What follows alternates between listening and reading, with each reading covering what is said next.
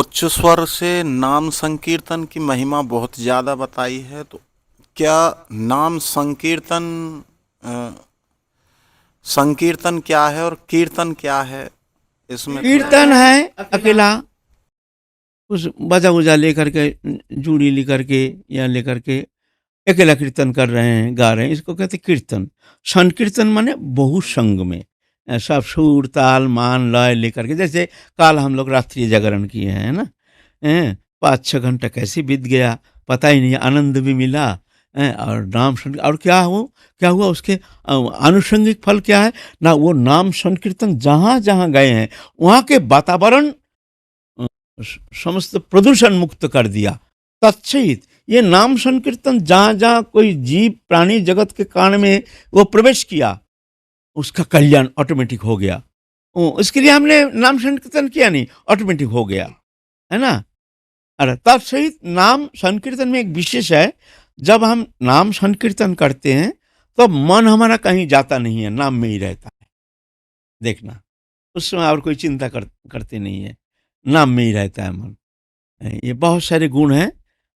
और वातावरण पवित्र होता है, जहाँ तक जाता है नाम की ध्वनि, वहाँ तक ये शुद्ध वातावरण समस्त अमंगल को नष्ट करने में समर्थ हो। जहाँ हरिनाम संकीर्तन होता है वहाँ वो वातावरण ऐसे पवित्र कर देते हैं, जो वहाँ बहुत भारी अनर्थ को नष्ट करने में समर्थ है। वहाँ भगवान के नाम की महिमा से वहाँ वातावरण बहुत पवित्र हो जाता है, और जीव जगत जो भी सुनते हैं उसका भी कल्याण होता है। अकेला नहीं, और बहुतों का कल्याण होता है। वो जीव जगत तो भजन करते ही नहीं, वो कृमि कीट कीड़ा मकोड़ा आदि पशु पक्षी आदि, ये तो नाम करना जानता ही नहीं। वो कब मानव जन्म मिलेगा, मानव जन्म मिलने से क्या होगा, हरि भजन करने का मौका मिलेगा तब तो ना। ऐसा थोड़ी होता है मानव जन्म मिलने से ही उद्धार हो जाए। अभी विदेश में जन्म लिया है तो क्या जन्म से क्या होता है, वो तो भोग वृत्ति, वहाँ तो पशु पक्षी जैसे भोग वृत्ति। तो ऐसा जन्म से क्या होता है। तो ऐसे जीव को भी ऐसे नाम संकीर्तन जा करके स्वाभाविक रूप से उसका कल्याण करने में समर्थ। ये सब उच्च संकीर्तन में बहुत सारे फल है ऐसे। नाम संकीर्तन का मतलब ऊंचे स्वर से बोलना। ऊंचे स्वर से सबको मिलके साजा बाजा लेकर के जो समावित कीर्तन होता है, वही है संकीर्तन कहते हैं। कीर्तन संकीर्तन, संकीर्तन उसे कहते हैं। ये और कीर्तन कहते हैं अकेला हम कीर्तन कर रहे हैं। और जप कहते हैं माला लेके होठ हिलता है, मानस जप, कभी मन में जप करते हैं, कभी उपांशु जप, कभी वाग्गज जप। जप 3 प्रकार है, वाग्गज, मानस और उपांशु।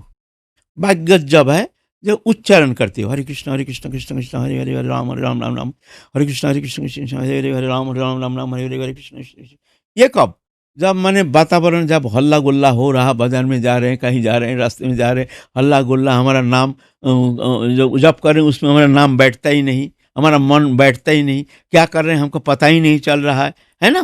तो उस स्थिति में ठीक है, सारा हल्ला गुल्ला होते रहे, हम हरे कृष्ण कृष्ण कृष्ण हरे, सर हमारा नाम तो हमारा हम सुन रहे हैं, हमारे जब ये है वाग्गज जप। ये जहाँ हल्ला गुल्ला दिन में कहीं बाजार में, घाट में, रास्ते में जा रहे ऐसे। और उपांशु जब जब अकेला चलते हैं रास्ते में व घर में दिन में, होठे लगा ये। और मानस जप है जब कोई आवाज नहीं, एकदम एकांत स्थिर, मध्यरात्रि के बाद ब्रह्म मुहूर्त में स्नान करके साधक एकदम पवित्र समय, सबसे पवित्र समय माना गया है ब्रह्म मुहूर्त। रात के पहले प्रहर में सब कोई जागे, दूसरा प्रहर में भोगी, तीसरा प्रहर में तस्कर जागे, चौथा प्रहर में जोगी। चौथा प्रहर 3 बजे के बाद ये जोगी साधन के लिए ये समय उत्तम समय माना गया है। इस समय मानस जप करना चाहिए साधक के लिए। मानस जप माने जीवा हिलेगा नहीं, होठ तो हिलना दूर की बात है, जीवा भी हिलेगा नहीं। जैसे हमारे भीतर टेप रिकॉर्ड बाज रहा है, हम सुन रहे हैं, बड़ा आनंद लगेगा। आप करके देखने एक दिन, कुछ समय धीरे हो, अच्छा जरूरी नहीं है हरे कृष्ण ऐसा जरूरी नहीं है, ऐसा अस्ते ही हो, कोई बात नहीं है। लेकिन जैसे हम हमारे भीतर टेप रिकॉर्ड बज रहा है, हम सुन रहे हैं, कोई आवाज नहीं, एकदम माने 2 बजे के बाद, रात्रि 2 बजे या 3 बजे अभ्यास करो, देखना इतना आनंद मिलेगा। और उसमें क्या होता है, हमारे अणु परमाणु ये सब शुद्धिकरण होता है। नाम के तरंग बहुत आगे विस्तार प्राप्त हो करके हमारे अणु परमाणु में वो तरंगायित तो होता है। ये बहुत सुंदर प्रक्रिया, ये करना चाहिए जब एकांत में। हर समय हर जगह होगा नहीं, यहाँ बैठे बैठे आप मानस जब जो हम करना चाहते हैं थोड़ी होगा, ऐसा नहीं।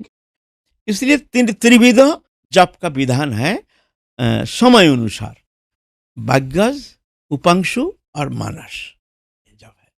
और हरिनाम संकीर्तन तो ये सबके लिए, अपना भी कल्याण, वातावरण पवित्र होता है। जहां जहां हरिनाम के ध्वनि जिस कर्ण कुहर में प्रवेश करता है, उसका अंतकरण भी परिशुद्ध करके उसका भी मंगल प्रदान करने में समर्थ हो जाता है ये हरिनाम संकीर्तन। इसलिए कलियुग में हरिनाम संकीर्तन का प्राधान्यता प्रदान किए हैं, प्राधान्यता।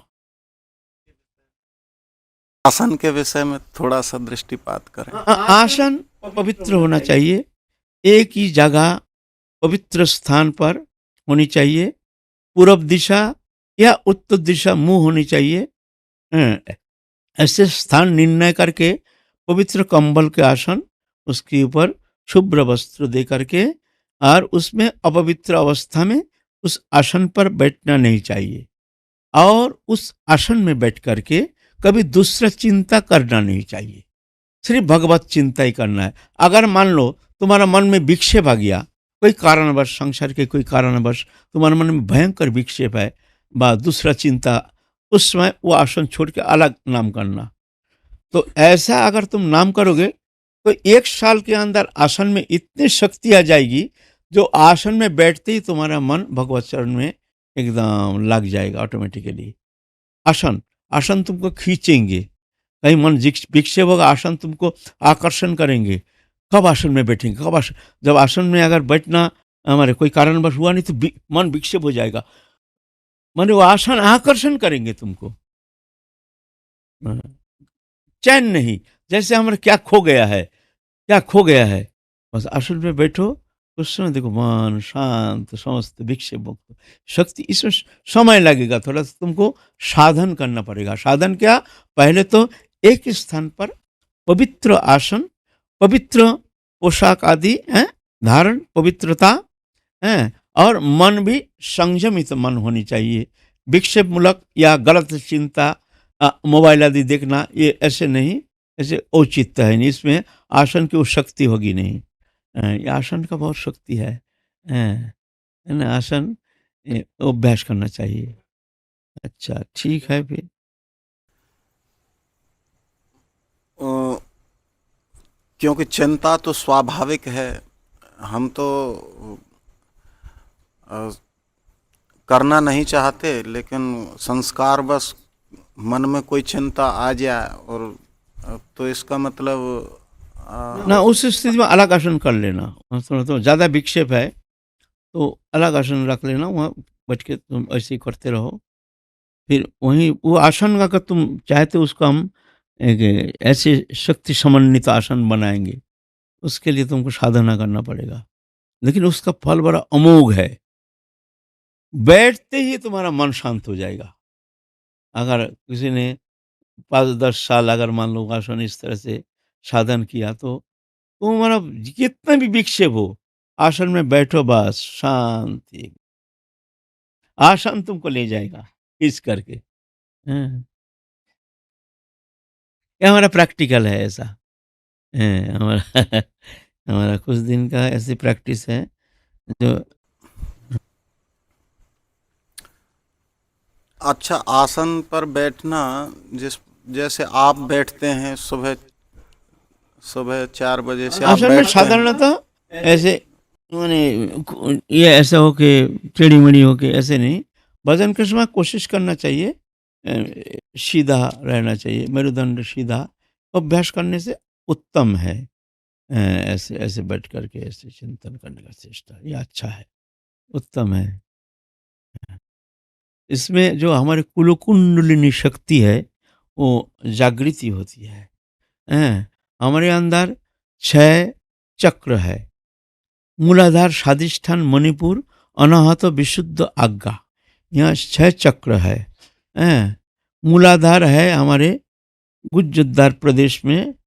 स्वादिष्ठान है शिश्न से लेकर के उसकी सरल रेखा खींचो तो मेरुदंड के जहाँ लगता है वहाँ है तुम्हारा स्वादिष्ठान। मणिपुर है नाभि। नाभि मूल से एक सरल रेखा खींचने से मेरुदंड के जहाँ पर जाता है बैकबोन, वह है मणिपुर। अनाहत है वक्षस्थल।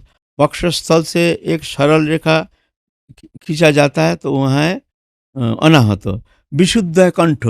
कंठ से लेकर के पृष्ठ प्रदेश में एक सरल रेखा खींचने जहाँ जाता है वहाँ विशुद्ध चक्र। आज्ञा है ये चक्र। यहाँ से सीधा खींचने से जो रेखा सरल रेखा जहाँ जाता है वहाँ है आज्ञा चक्र। और यहाँ है सहस्रार।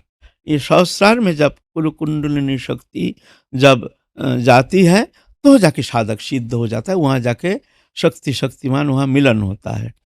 तो हमारे भक्ति मार्ग में ये स्वरचक्र भेद हमारे भक्ति मार्ग में इसके लिए कोई अलग उपासना है नहीं, किंतु साधन करते करते ऑटोमेटिकली वो शक्ति जागृति होती है। नाम कीर्तन करते करते ऑटोमेटिक शक्ति जागृति होती है। वो शक्ति नहीं जागने से वो तुम्हारा आगे जो श्रद्धा साधु संग भजन क्रिया अनर्थ निवृत्ति ये सब स्टेज में तुम पहुंच नहीं पाओगे।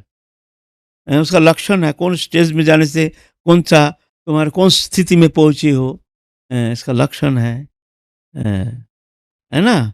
तो इस विषय में फिर एक दिन आलोचना करेंगे। इसी विषय के ये स्पष्ट हो जाए। जैसे मानो आसन हम किसी स्थान को हम प्रस्थान करें, कहीं दूसरी एक जगह से कहीं दूसरी जगह जाएं, तो जो हमारा मूल आसन है जिस पर हम बैठ कर के नित्य प्रति हम भजन करते हैं, तो क्या वही आसन लेकर के ना वो आसन नहीं रहेगा। अलग आसन लेकर के शुद्ध आसन जो किसी ने बैठा नहीं व्यवहार किया नहीं, ऐसे अलग आसन लेकर के जाना। जहाँ बाहर कहीं जाना है कुछ समय के लिए कुछ दिन के लिए वहाँ अलग आसन तुम्हारा रहेगा, लेकिन वो आसन नहीं जहाँ बैठते वो वाला वो वहीं रहेगा। वो वहीं रहेगा। उसको धोना भी नहीं है जो साफ करूँ ऐसा नहीं है। ऐसा है ना, साबुन ठुबुन से धोने का कोई कारबार नहीं है।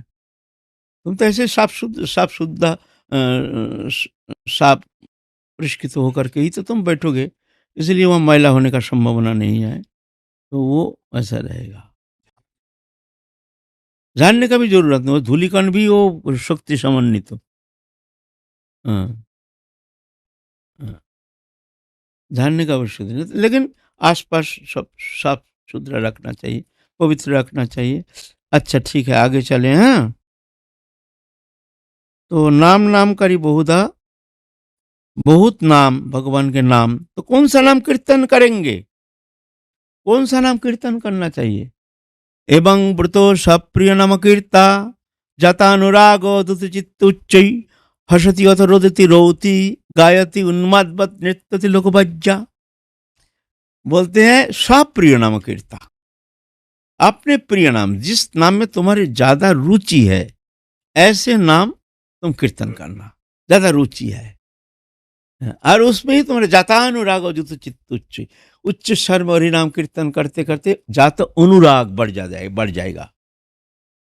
फिर जाके कभी हंसते हैं, कभी गाते हैं, कभी रोते हैं, कभी चिल्लाते हैं, कभी उन्माद नृत्य करते हैं। ऐसे भाव जागृति होती है तो साधक इस तरह से भाव दशा में पहुंच जाते हैं नाम की कृपा से, है ना। सब प्रिय नाम कीर्ता।